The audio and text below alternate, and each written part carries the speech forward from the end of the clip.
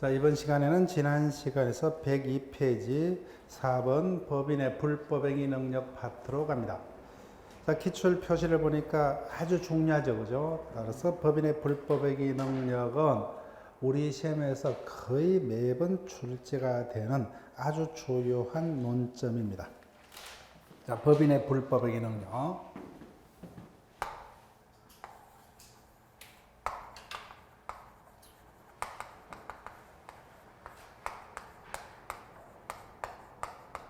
(35조에서) 규정을 두고 있습니다.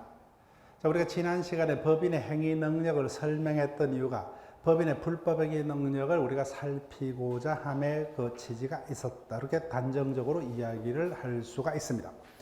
우리 자연인의 경우 대부분은 법에 따른 적법한 활동을 하겠죠. 근데 의도되었던 의도치 않았던 간에 위법한 행위로 타인에게 일정한 재산상 손해를 발생케 한 자는 그에 대한 불법행위 책임을 부담해야 된다, 그죠? 즉 법인도 똑같습니다. 사회적으로 법인이 활동을 하다가 법에 따른 적법한 활동뿐만 아니라 위법한 활동으로 해서 타인에게 재산상 손해를 끼쳤다면 그로 인한 피해자에게 발생한 손해배상, 즉 불법행위 책임을 져야 됩니다. 그런데 이와 같은 법인의 불법행위가 성립하기 위해서는 어떠한 요건이 구비가 되어야 하느냐? 자, 그것을 보기 위해서 우리가 사전에 법인의 행위 능력을 설명했습니다. 자, 볼게요. A 법인도 권리 주체이기 때문에 이와 같은 불법행위 능력이 있을 수 있다, 그죠? 그때 조직 내에서 갑의 행위로 상대방에게 발생한 손해에 대해서 법인이 직접 불법행위 책임을 부담하기 위해서는 어떤 요건을 구비를 해야 되느냐. 자, 35조를 보기 전에 우리가 지난 시간에 배웠던 것을 토대로 우리가 짐작해 볼게요. 일정한 자연인의 행위가 법적으로 법인 자신의 행위로 취급될 수 있는 자연인은 어떤 자격자에 한한다? 대표구죠. 첫 번째, 대표기관의 행위가 법적으로 뭐요? 법인의 행위입니다. 그 대표기관의 적법행위가 됐던 대표기관의 뭐요? 불법행위가 됐던 또는 법인 자신의 적법행위, 불법행위 된다, 그죠? 그래서 대표기관의 위법한 행위로 타인에게 일정한 재산상 손해가 발생했다면 그 행위는 뭐요? 법인 자신의 불법행위가 성립합니다. 그래서 대표기관에는 이사, 임시사, 특별대리인, 직무대행자, 청산인, 그 대표기관의 행위에 하나입니다. 따라서 행위자가 대표기관이 아니라면 뭐요? 법인 자신의 불법에는 성립할 수가 없습니다. 그 다음 갑이 A 법인이 이사 맞습니다. 그런데 이자가 휴일날은 근무치 않죠, 그죠? 오랜만에 친구들과 만나서 골프장에 골프를 치러 갔습니다. 근데 뜻하지 않게 뭐요? 골프채를 잘못 휘둘려 뒤에 있던 KD의 이마를 깨뜨렸습니다. 그는 법인의 행위다 아니다? 아니죠, 그죠? 그 대표기관의 모든 행위가 법인의 행위가 아니죠, 그죠? 따라서 대표기관의 직무행위에 한해서만 법인의 불법행위가 성립합니다. 자, 그러면 이 지문을 조문에서 확인해 볼게요. 35조. 법인의 이사 기타 대표자가 미주국이요. 따라서 법인의 불법행위가 성립하려면 행위자가 대표여야 합니다. 그 다음 띄우시고 대표의 모든 행위가 아니라 그 직무에 관하여 미주국이요. 그 직무에 관하여 타인에게 가한 손해를 배상할 책임이다. 이와 같은 요건이 구비된 대표기관의 행위는 법적으로 뭐요? 법인 자신의 불법행위가 됩니다. 자, 두 번째 문장. 이사 기타 대표자는 이로 인하여 자신의 손해배상 책임을 면하지 못한다. 즉 법인이 불법행위가 성립하더라도 뭐요? 대표기관도 피해자에게 똑같이 책임을 져야 됩니다. 그 성질은 좀 이따가 설명드려 볼게요. 2항.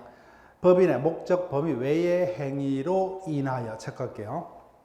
35조 2항도 조문 자체로는 자주 지문화됩니다. 우리가 지난 시간에 배웠어요. 대표기관의 행위일지라도 법인의 설립 목적을 벗어나는 행위는 이거는 법인의 권리능력 범위 밖의 행위이기 때문에 법인에게는 효력이 없다, 그죠? 따라서 법인의 목적 범위를 벗어나는 행위에 대해서는 법인의 불법행위는 성립할 수가 없습니다. 그때는 대표기관 개인의 불법행위입니다. 자, 법인의 목적 범위 외의 행위로 인하여 타인에게 손해를 가한 때는 그때는 법인은 책임이 없어요. 그때 피해자를 두텁게 보호하기 위해서 그 행위가 총회 의결 등을 거쳤다 그죠. 그때는 그 상의결에 찬성하거나 거기를 집행한 사원 등도 연대하여 배상 책임이 있다. 자, 요건 갑니다. 첫 번째, 법인의 불법에가 성립하려면 그 행위자가 대표여야 됩니다. 그죠? 대표. 그래서 현행법상 법인의 대표가 될 수 있는 자는 5명이죠. 그죠? 이사, 임시사, 특별대리인, 직무대행자, 청산인. 따라서 대표가 아닌 총회라든지 감사, 지배인, 그 다음 뭐요? 법인의 임의 대리인 등의 행위는 법인의 행위가 아니기 때문에 법인 자신의 불법에는 성립할 수가 없습니다. 성립할 수 없어요. 자, 근데 이런 자들을 한마디로 묶어볼게요. 이런 자들도 법인의 조직 내에서 어떤 법인의 사무를 집행한다.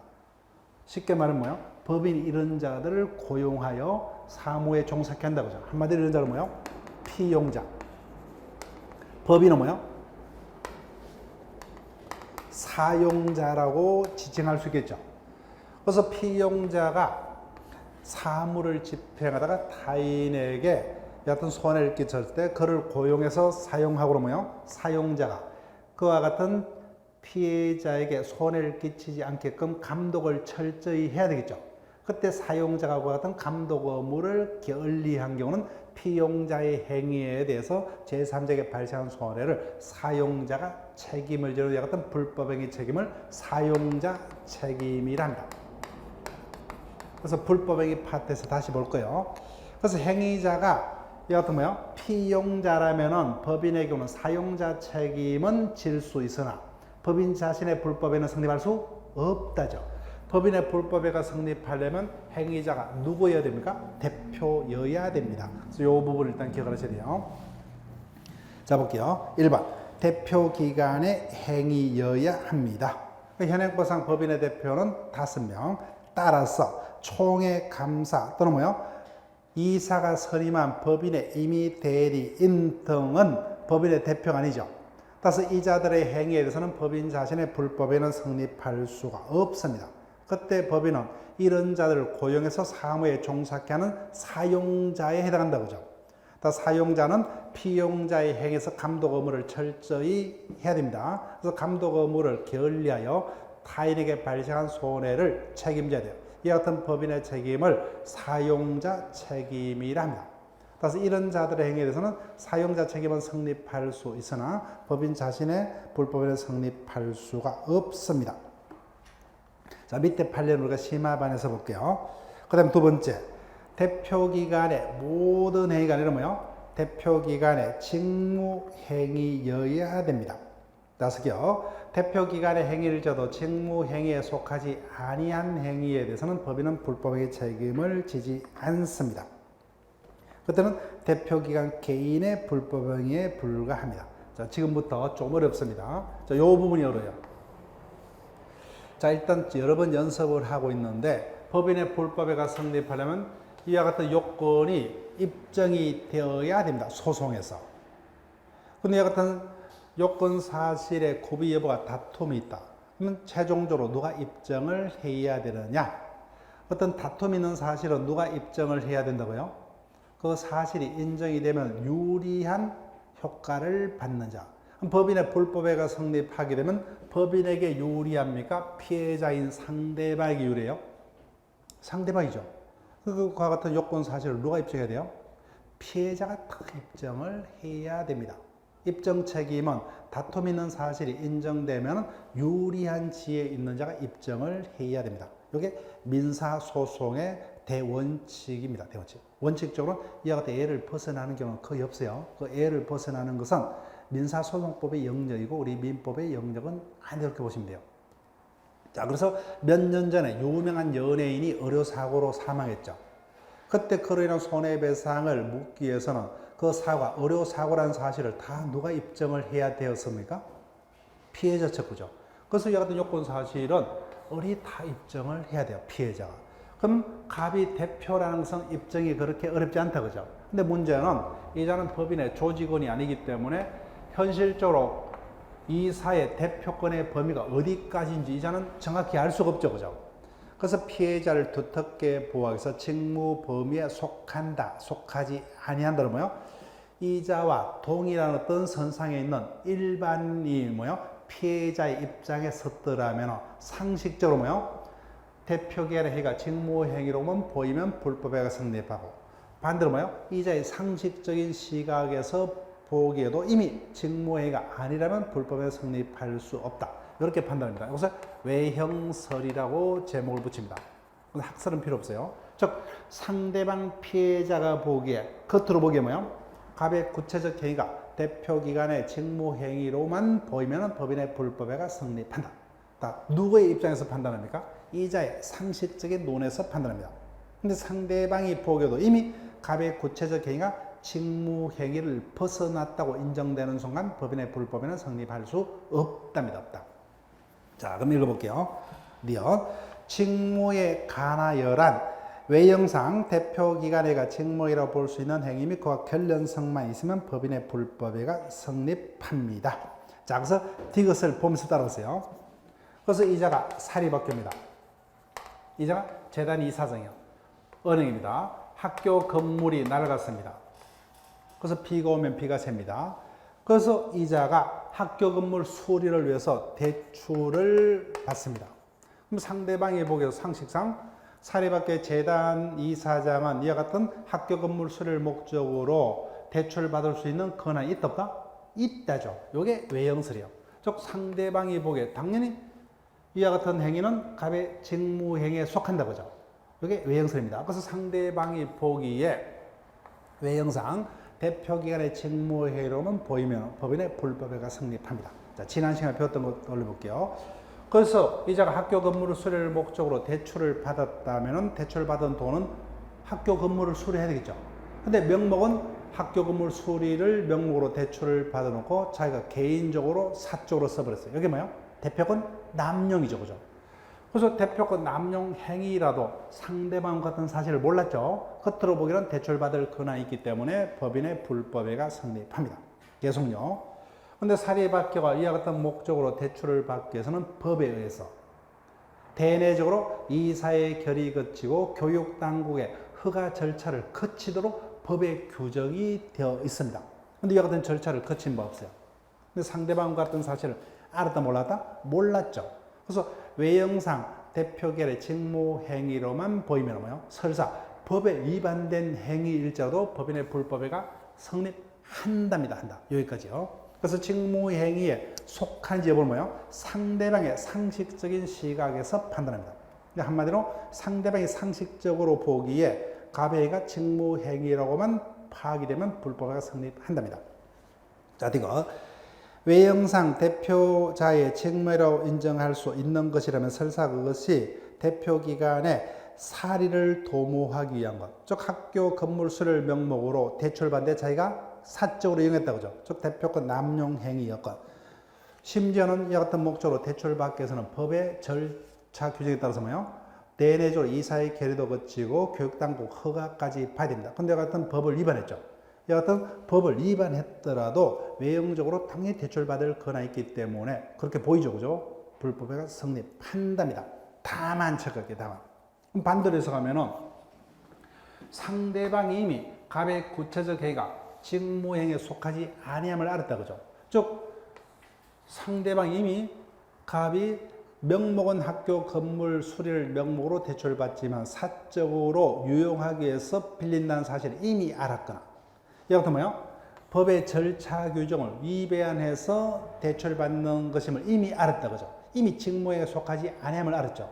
그때는 법인의 불법에는 성립하지 않습니다. 여기까지 이해가 됐죠? 근데 몰랐더라도 민족 볼게요. 중대한 과실로 모르는 경우. 자, 몰랐지만 뭐요? 너무나 잘못이 크다는 겁니다. 그래서 판례는 몰랐지만 중대한 과실로 모르는 경우는 안경우, 악의하고 동일하게 취급을 해버립니다. 그래서 판례하면 뭐요? 이미 대표 기간의 구체적 해가 직무행에 속하지 아니함을 상대방이 이미 알았거나 몰랐더라도 뭐요? 중대한 과실로 모르는 경우에는 법인의 불법에는 성립할 수가 없답니다. 그래서 이 부분을 반복하셔야 돼요. 자, 그 다음에 판례는 심화반에서 설명을 할 겁니다. 그 부분이 이미 내용에서 설명이 됐어요. 그 다음에 3번. 법인의 불법행위도 불법행위 중에 하나입니다. 그래서 우리가 민법 마지막 파트에서 불법행위를 배울 거예요. 그래서 일반적 불법행위 요건도 당연히 구비가 되어야 합니다. 자, 볼게요. 법인의 불법행위를 인정한 35조는 일반 불법행위를 바탕으로 하고 있습니다. 따라서 특별규정입으로 당연히 일반 불법행위 요건인 750조 요건도 당연히 구비해야 된다. 따라서 법인의 불법행위가 성립하기 위해서는 35조 요건 플러스 750조 요건 따라서 대표기관이 행위 당시에 책임 능력이 있어야 되고 대표기관의 구체적 행위가 고의 또는 가실로 인한 위법행위라 되고 그와 같은 대표기관의 위법행위로 상대방 피해자에게 재산상의 손해가 발생했다는 이와 같은 관계가 다 인정이 되어야 합니다. 그래서 일반 불법행위 요건은 그때 볼게요. 자, 요건. 그래서 이 부분을 반복하셔야 돼요. 자, 그럼 불법행위가 성립을 했습니다. 볼까? 그럼 이와 같은 요건이 구비됐다면 피해자에게 발생한 손해에 대해서 법인 자신의 불법행위가 성립한다. 그죠? 그럼 피해자는 누구에게요?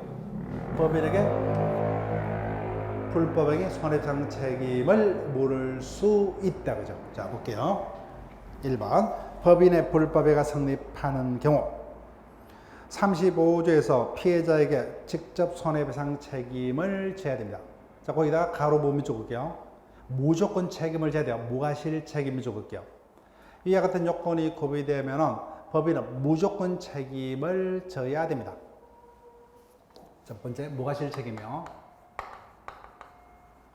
자, 이게 어떤 의미냐? 자, 말이 되는지 보세요. 그래서 피해자가 법인에게 불법행위 책임을 물어옵니다. 그래서 법인이 어떻게 변명하느냐? 평소에 내가 그와 같은 가능성이 있기 때문에 갑이사에게 평소에 그와 같은 상대방의 손해를 끼치지 않게끔 최선을 다해서 직무 집행을 하라고 그렇게 사전에 철저히 주의를 줬음에도 이자가 나의 말을 듣지 않고 잘못을 했기 때문에 법인인 나에게는 책임이 없다. 이렇게 변명을 합니다. 이 변명이 가능하냐는 겁니다. 자, 보세요. 앞서서 이사의 행위는 법적으로 누구 행위입니까? 법인 자신의 행위요. 그래서 이사의 잘못된 행위는 법적으로 법인 자신의 잘못입니다. 자기가 잘못해놓고 나는 잘못을 저지른 바 없다고 똑같은 논리가 됩니다.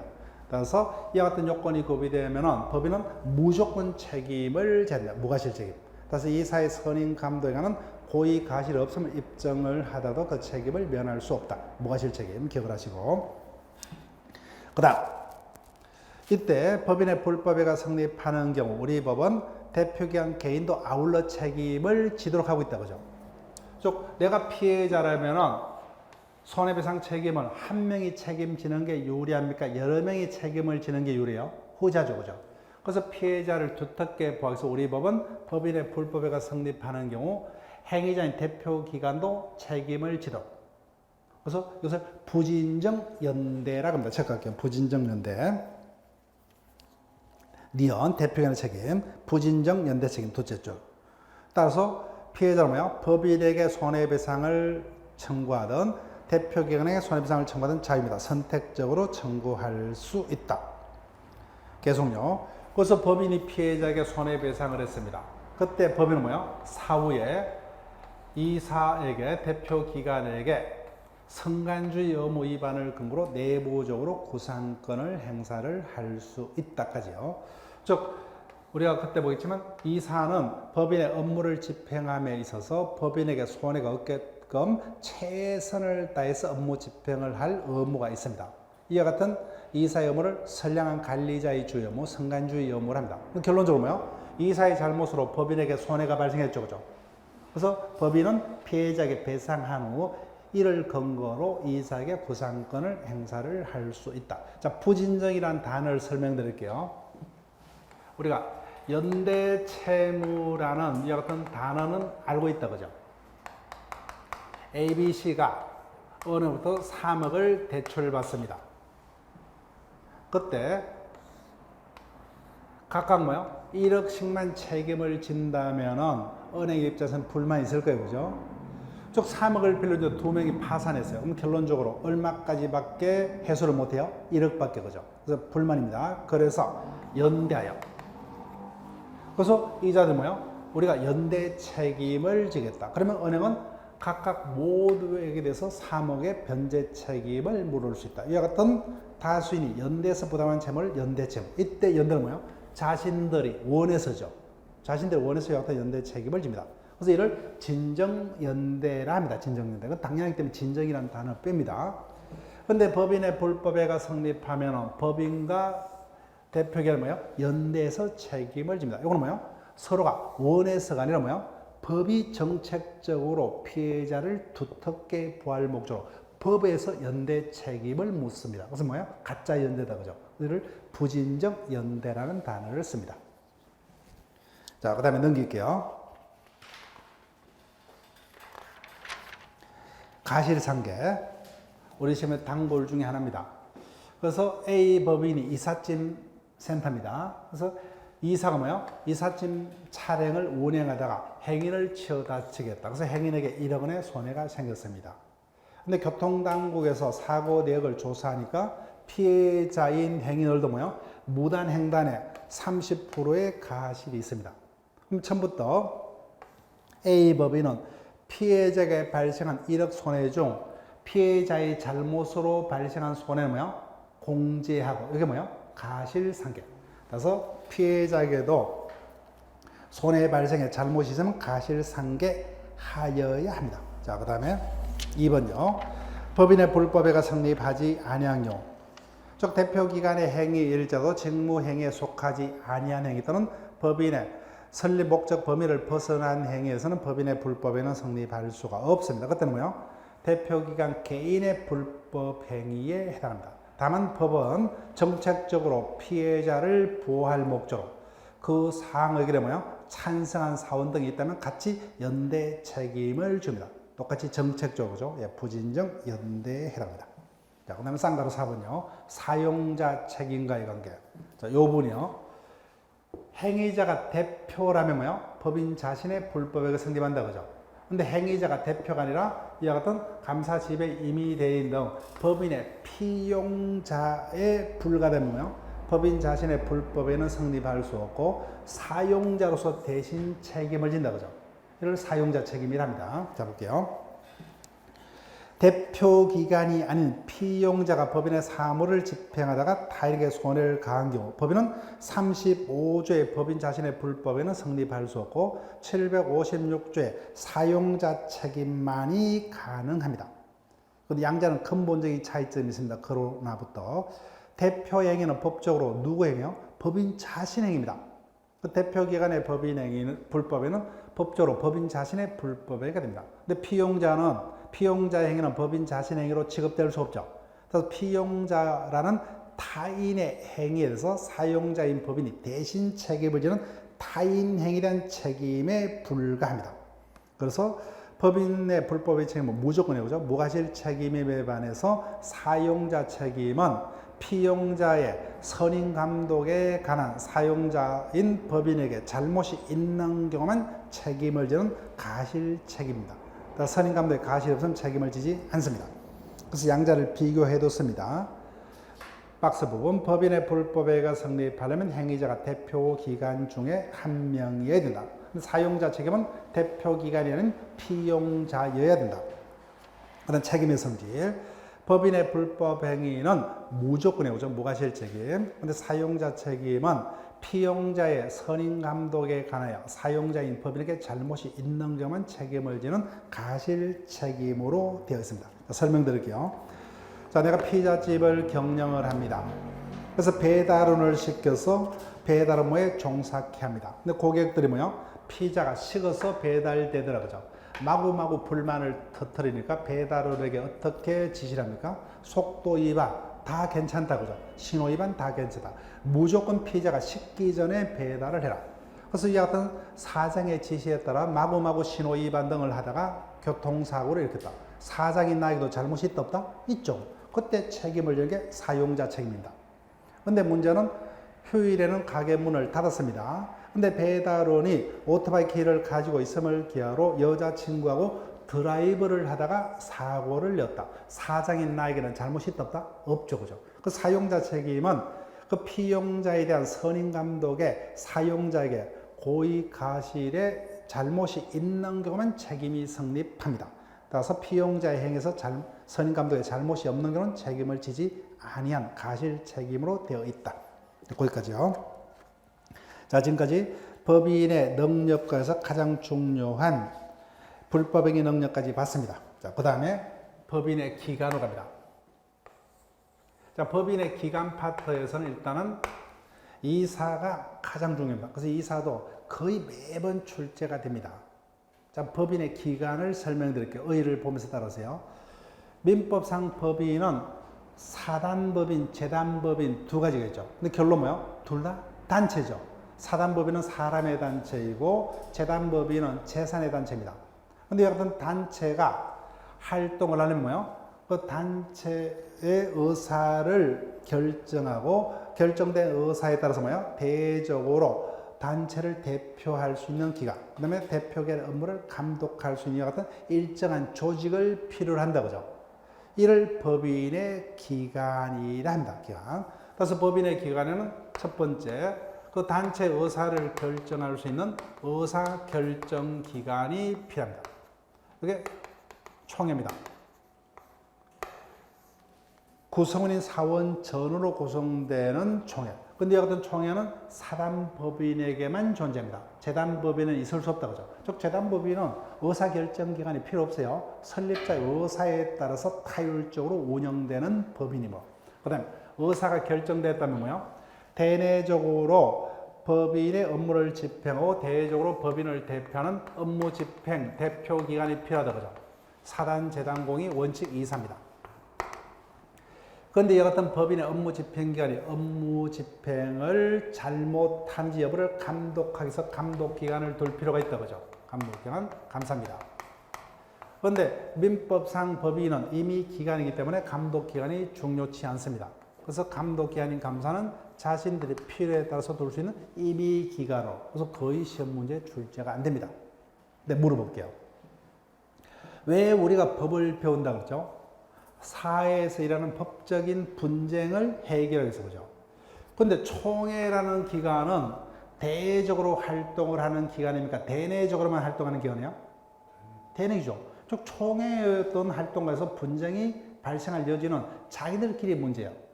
근데 이사는 법인을 대표해서 대외적으로 거래 해결한다. 그럼 분쟁이 생길 수 있죠. 그럼 당연히 어디가 중요합니까? 여기가 중요하다 그죠. 여기가 중요합니다. 즉 총회는 내부적인 기관에 불과합니다. 그래서 이 부분이 출제는 자주 안 돼요. 근데 문제는 출제되면 더 힘듭니다. 왜? 조문을 정확하게 기억을 해야 되기 때문에. 근데 일반적으로는 이 부분은 매년 빠짐없이 출제가 됩니다. 자, 총서로 넘어가시고 그래서 이사부터 갑니다. 이사. 기출 연도를 보니까 거의 매년이죠. 57조. 법인은 이사를 두어야 한다 그죠? 즉 사단 재단공이 이사는 반드시 두어야 됩니다. 즉 이사는 어떤 지위를 가지는 자냐?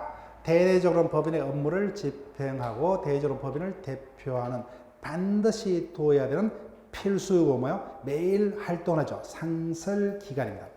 그 다음에 계속 밑줄 그을 필요 없어요. 57조 어디를 보더라도 이사를 몇 명으로 해야 되느냐 그죠? 근데 임기를 어떻게 하는 제한이 없죠 그죠? 그 수 임기에는 제한이 없어요. 자기들이 임의로 정관으로 정할 수 있다. 그러면 현실적으로 이사는 자율임해야 됩니다.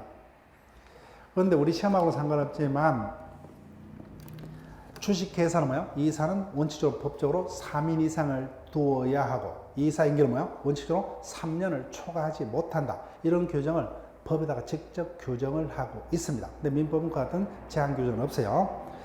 자, 이사의 선임해임 요 부분을 체크할게요.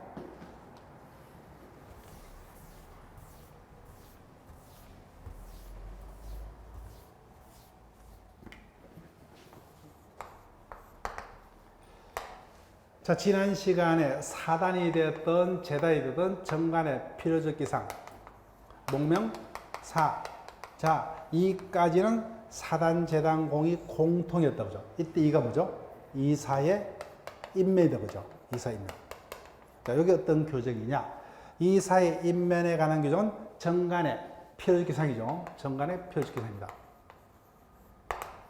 즉, 이사의 인면에 관한 사항은 반드시 정간에 기재를 해야 됩니다. 이사의 인면에 관한 사항이 여기 어떤 의미냐? 즉, 단체인 사단 또는 재단에서 법인을 대표할 이사를 어떤 절차에 따라서 어떤 자격을 가진 자를 이사로 선임하고 어떤 절차에 따라서 이사를 해임할 것이냐, 면직시킬 것이냐, 이와 같은 교정을 이사의 인면에 관한 교정이란다. 자, 물어볼게요. 이와 같은 이사의 인면에 관한 교정은 법인 조직 밖에 있는 내가 알 필요가 있다 없다? 없죠, 그죠? 누구만 알면 필요해요? 자기들끼리만 알면 필요하죠. 그래서 이사의 인면에 관한 교정은 정간의 필요적 기상, 즉 내부적으로만 알 필요가 있던 거예요. 따라서 이사의 인면에 관한 교정은 정간의 필요적 기상일 뿐 등기사항은 아닙니다. 나는 이사를 어떤 방식으로 이사를 선임하는지 알 필요가 없죠. 그래서 대조는 공시할 필요 없어요. 정간에만 기재하면 좋습니다. 근데 내가 법인과 거래하려면 누구하고 원칙 거래돼요? 이사하고 거래해야 되죠. 근데 나는 조직원이 아니기 때문에 이사가 누군지 알 수 없죠. 그래서 거래 안절에서 이사가 누구냐는 등기를 해야 돼요. 그래서 이사의 성명조서, 이거는 등기해야 됩니다. 등기상. 그래서 양자를 구별할 필요가 있습니다. 자, 어떻게 속이느냐? 이사의 인면에 관한 사항은 정간에 기재하고 이를 등기까지 하여야 한다. 뭡니까? X입니까? X입니다. 이사의 인면에 관한 사항은 어디에만 기재하면 좋습니까? 정간에만 기재하면 좋고. 그래서 이사가 선임됐다면 그 성명조서는 거래안에서 등기를 해야 됩니다. 양자를 구분할게요. 자, 갑니다. 이사의 인면에 관한 사항은 정간 기상에 해당한다. 필기상이다. 그죠? 그 다음, 그래서 구분하시고, 이사의 성명주소는 거래에 앉아서 등기를 해야 됩니다. 따라서 이사의 인적사항을 대조로 등기치 않으면 이를 제3자에게 대항하지 못합니다. 자, 그래서 여기 보세요. 쭉 교재를 보면서 따라오세요. A법입니다. 이사가 임명이 됐다, 그죠? 선임됐다, 해임됐다, 퇴임을 했다. 그러면 그와 같은 사항은 등기해야 됩니다. 거래 안전에서. 그런데 갑이사가 퇴임이 되었습니다. 그런데 퇴임 등기를 하지 아니었습니다. 그러면은 여전히 등기 보상으로 현직 이사로 기재되어 있다는 거죠. 그래서 이와 같은 이사의 인적사항은 등기해야 돼요. 그래서 퇴임 등이 있더라도 이를 등기치 않으면 제3자에게 대항하지 못한다. 따라서 현실적으로 퇴임했지만 등기 보상은 여전히 현직으로 되어 있기 때문에 A법인은 갑의 행위에서 제3자에게 책임을 면할 수 없다. 이렇게 됩니다. 자, 밑에 판례는 기본적인 판례를 빼놓고는 대본의 판례는 심화 시간에 계속합니다. 자, 그 다음에 넘길게요.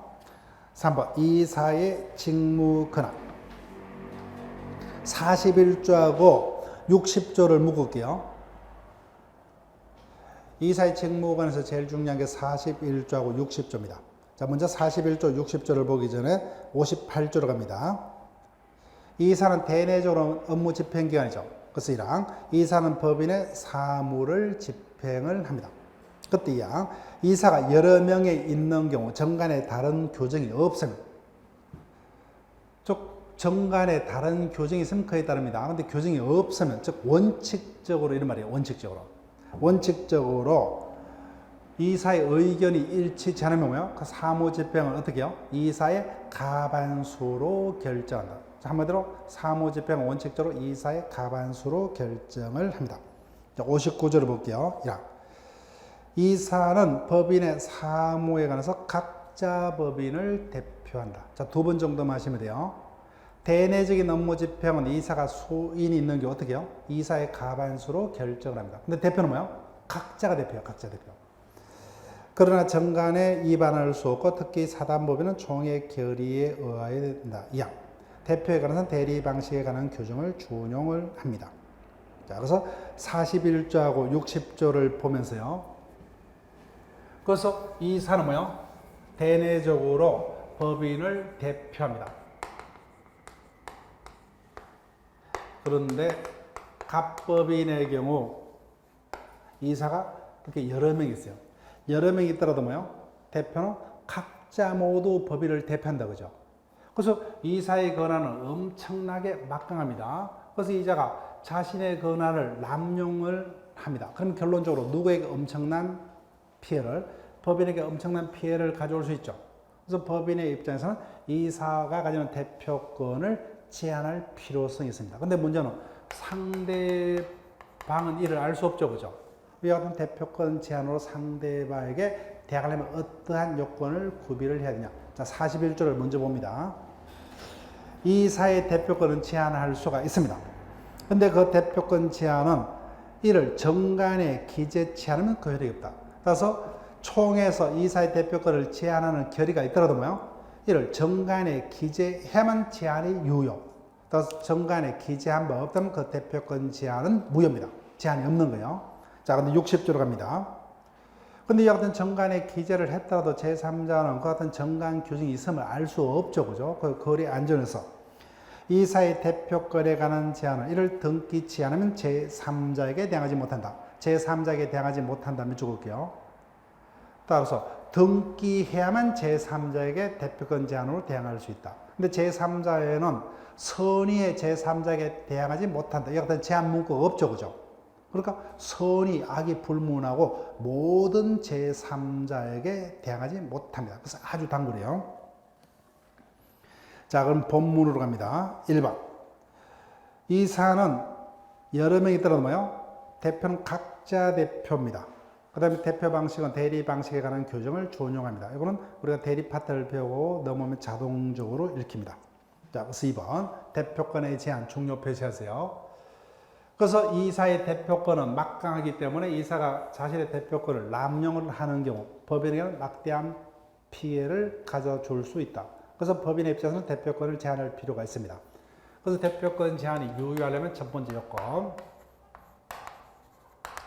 즉, 갑법인이 사단법인이에요. 그래서 총회에서 어떤 결의를 했느냐. 1억 이상의 거래는 뭐예요? 단독으로 결정하지 말고 총회에 성인을 거칠 것. 이와 같은 제한 결의를 했다. 근데 이와 같은 제한 결의가 있더라도 그 제한이 유효하려면 뭐예요? 정관에 기재해야 된다. 그죠? 그래서 총회가 결의했지만 정관에 그 같은 결의를 기재한 바 없어요. 그러면 대표권 제한은 뭐예요? 없는 겁니다. 대표권 제한은 무효. 그래서 이자는 법인의 권리 능력 범위에서 모든 행위를 유효하게 할 수가 있습니다. 자, 볼게요. 대표권 제한, 정관 또는 총회의 결의로 대표권을 제한할 수 있다. A번, 대표권 제한은 정관으로 또는 총회의 결의로 제한할 수가 있습니다. 그래서 B번, 효력요건. 그 총회의 결의로 대표권을 제한했더라도 그 제한이 유효하려면 정관에 기재가 되어야 합니다. 따라서 총회의 결의로 대표권 제한을 의결했더라도 이를 정관에 기재한 바 없다면 대표권 제한은 무효입니다. 자, 그 다음에 옆 페이지로 갑니다. 그래서 정관에 기재했어요. 정관에 기재했습니다.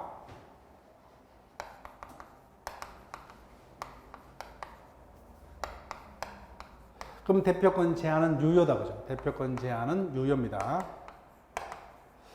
그렇지만 그 제한으로 다시 제3자에게 대항하려면 어떤 요건을 구비를 해야 되냐. 60조.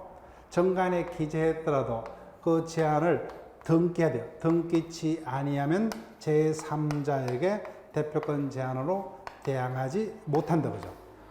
그런데 60조를 보니까 이때 제3자는 선의의 제3자에 국한되지 않죠. 따라서 팔려면 모든 제3자입니다. 모든 제3자. 그래서 이 부분 단골이에요. 학자들은 굳이 뭐요? 대표권 제한이 있으면 알고 있는 악의자까지는 부할 필요가 없는 게 아니냐. 그죠? 선의의 제3자에만 국한시켜서 그 범위를 좁게 해석합니다. 근데 우리는 판례죠. 판례는 모든 제3자예요. 그래서 아주 단골이에요. 자, 볼게요.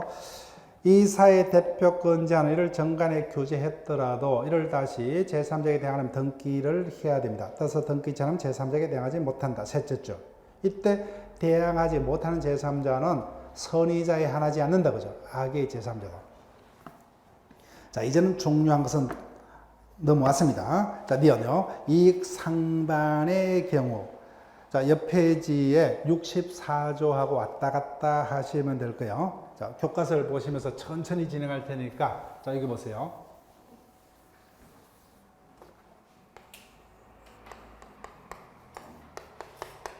A 법인이 업무 수행상 토지가 필요합니다. 그래서 토지를 매수코자입니다. 그래서 갑이사가 A 법인을 대표해서 토지 매매 계약을 체결합니다.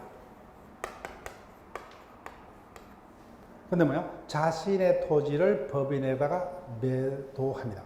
현실적으로 매매 계약은 이사 혼자서 체결하죠.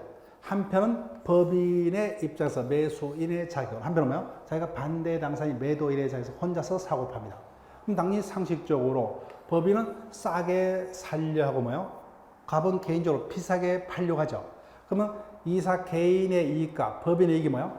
일치가 아니라 반대되죠. 그죠? 근데 이와 같은 사항까지 이사에게 대표권을 맡길 수는 없다. 그죠? 그때 같이 법인의 이익과 이사 개인의 이익이 반대되는 상황에 한해서는 이사의 대표권 자체가 없습니다. 없어요. 그때 이 당의 사안에 한해서 법인을 대표할 자로 법원이 선임하는 법인의 대표를 특별 대리인이랍니다. 특별 대리인이 선임돼서 이사 각과 매매 계약을 체결을 합니다. 자, 볼게요. 법인과 이사에게 반대되는 경우 당의 이사는 대표권이 없음을 볼게요. 대표권 자체가 없어요. 즉 이익이 반대되는 경우까지는 대표권에 인정할 수 없습니다. 이때는 이해관계된 검사가 청구하면 법원은 특별 대리인을 선임하여야 한답니다. 적으세요. 한다. 반드시. 그래서 법인의 대표입니다. 다만 대표권의 범위는 당의 사안에만 인정됩니다. 그 다음에 D가 62조입니다. 그래서 본문과 조문을 여러분들이 왔다 갔다 하면서 읽어볼게요. 이사는 정관 또는 총회 계로 금하지 아니한 사항에서 특정한 행위만을 적을게요. 특정한 행위만을 타인에게 대리케 할 수 있다. 즉 이사는 원칙적으로 자신의 맡은 직무를 스스로 수행을 해야 됩니다. 다만 예외적으로 정관 또는 총회 계로 금하지 아니한 사항에서 특정한 행위만 타인은 자신의 업무를 대리케 할 수 있다. 따라서 뭐요? 반대로 해석하면 자신의 모든 권을 포괄적으로 타인에게 위임하는 행위는 62조에 반해서 무효입니다. 이 경우요, 특정한 사안에 한해서 이사에 의해서 선임된 자는 법인의 임의 대리인에 해당합니다. 다시 하는 법인의 대표가 아니기 때문에 이자의 행위에서는 법인 자신의 불법에는 성립할 수가 없습니다. 자, 그래서 62조 기억하셔야 돼요. 그래서 원칙은 뭐예요? 갑이사가 법인의 모든 행위에서 법인을 대표합니다. 그래서 이자는 법인의 권리 능력 법에서 모든 행위를 법인을 대표해서 내부적으로 업무를 집행하고 대조로 법인을 대표해요. 그래서 이와 같은 권한은 스스로 수행하는 게 원칙입니다.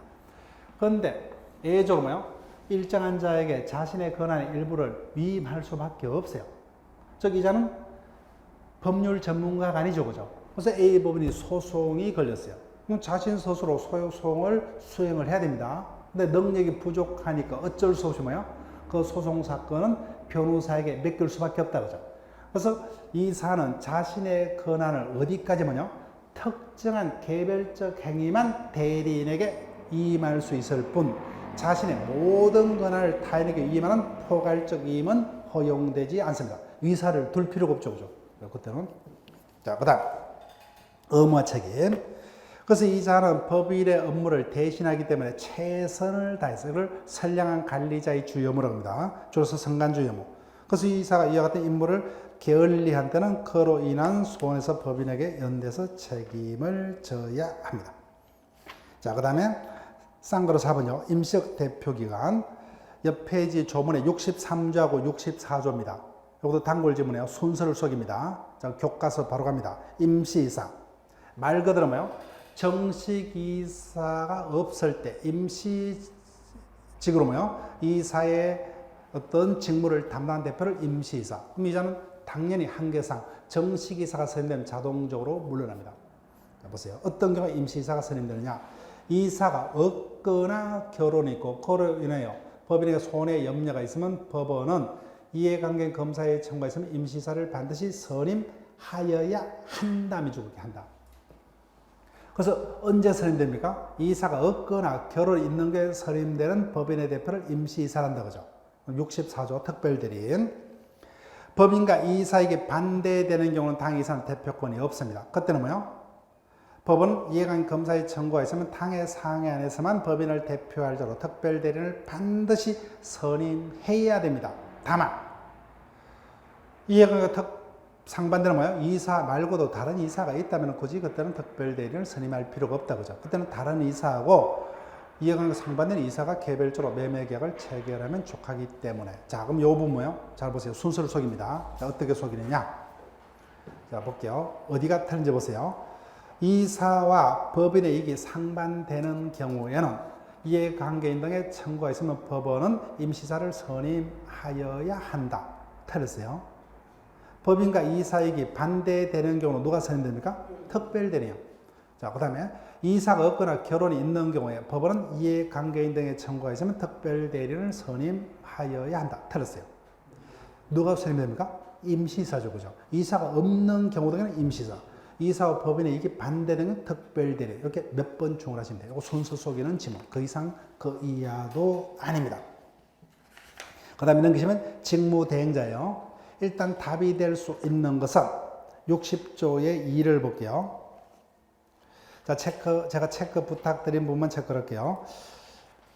52조의 2의 직무대행자는 가처분 명령에 다른 정함이 있는 경우에는 법인의 통상사무에 속하지 않은 행위를 하지 못한다.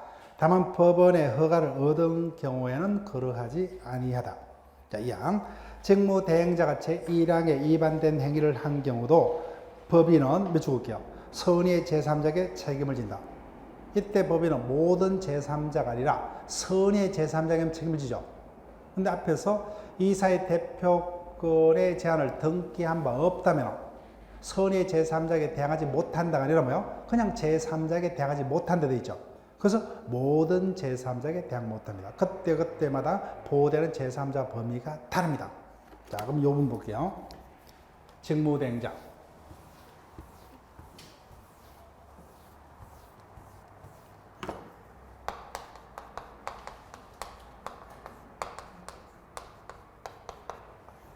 A가 갑법인의 이사입니다. 근데 A 이사에 대해서 현재 예를 들면 이런 소송이 걸렸어요. 해임의소 또는 선임결의, 무효소송 등이 지금 제기된 상태입니다. 근데 소송이 제기돼서 바로 판결이 내려지는 것은 아니다. 그죠? 판결은 많은 시간이 흘러야만 판결이 내려집니다. 그래서 판결이 확정될 때까지는 A는 여전히 현직 이사입니다. 근데 현직 이사라도 이와 같은 소송이 걸린 자에게 현직이라는 이유로 판결이 확정될 때까지 종전대로 계속해서 이사직을 수행해 내버려 둘 수는 없다. 그죠? 바람직하지 않습니다. 그래서 내가 A라도 뭐예요? 기분 나쁘죠. 그죠? 그래서 갑법인에서 최선을 다하기보다는 내만 죽을 필요가 없다. 그죠? 같이 죽자. 그죠? 그래서 이와 같은 소송이 제기된 자에게 판결이 확정될 때까지 임시적으로 뭐예요? 가처분에서 이자의 직무집행을 정지시켜버린다.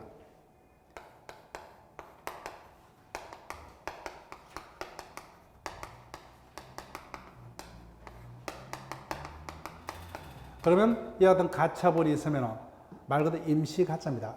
이와 같은 임시처분이 있으면 판결이 확정될 때까지 A 이사는 현직이지만 직무집행이 정지가 됩니다.